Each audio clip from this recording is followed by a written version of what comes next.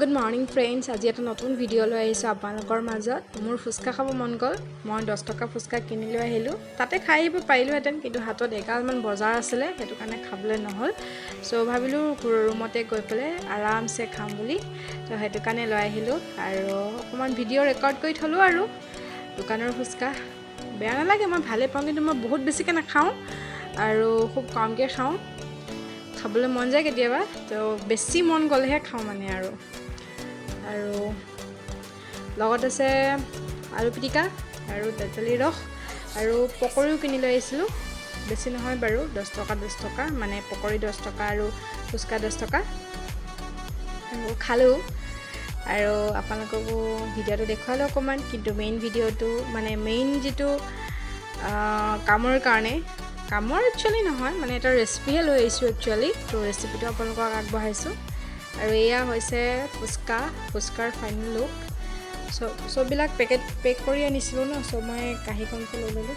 আৰু এতিয়া আহোঁ আমাৰ মেইন ৰেচিপিলৈ। তো মই আজি বনাম আলু মটৰ, মানে এইটো মটৰ হয়, একদম যিটো গ্ৰীণ মটৰ, এই বাকলি থাকে যে, সেইটো এৰাই লৈছোঁ। আৰু আলু বইল কৰি লৈছোঁ, লগত বিলাহী লৈছোঁ, ধনিয়া পাত, আদা নহৰু খুন্দি লৈছোঁ, পিঁয়াজ।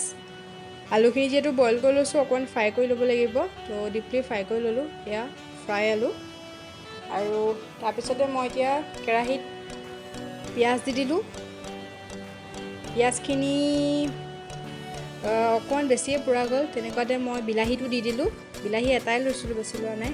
তাৰপিছত মটৰখিনি ল'লোঁ। মটৰখিনি আচলতে মানে ফুটে ন, সেইটো কাৰণে অকণমান ভয়ো লাগে, কিন্তু মটৰখিনি অকণমান তেলত ডুব খালে মই খাই ভাল পাওঁ, সেইটো কাৰণে পিছত নিদিওঁ, আগতীয়াকৈ দিওঁ। তো আলু দি দিলোঁ, নিমখ হালধি দি দিলোঁ, বেলেগ একো মছলা দিয়া নাই।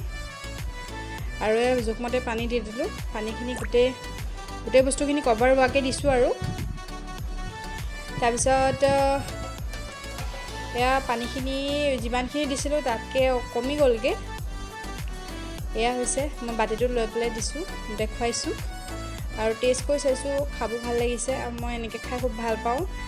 আলু মটৰ বিলাহী, এইটো কি কাৰী, মটৰ কাৰী বুলিয়ে কোৱা যাবনে আলু কাৰী? আলু মটৰ বিলাহী কাৰী, আলু মটৰ বিলাহী গ্ৰেভি,